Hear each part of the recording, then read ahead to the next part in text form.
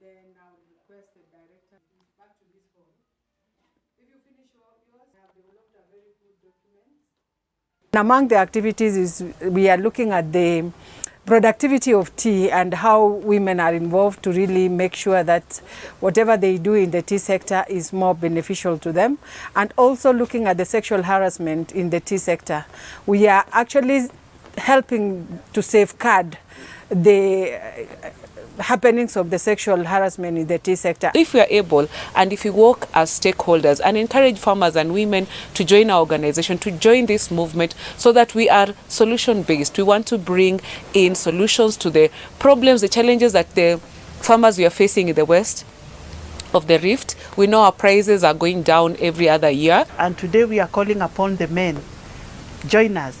When we go to get the tea bonus, let it be a family issue. Let the money come on the table, let the children discuss, the women discuss, and let us share equally.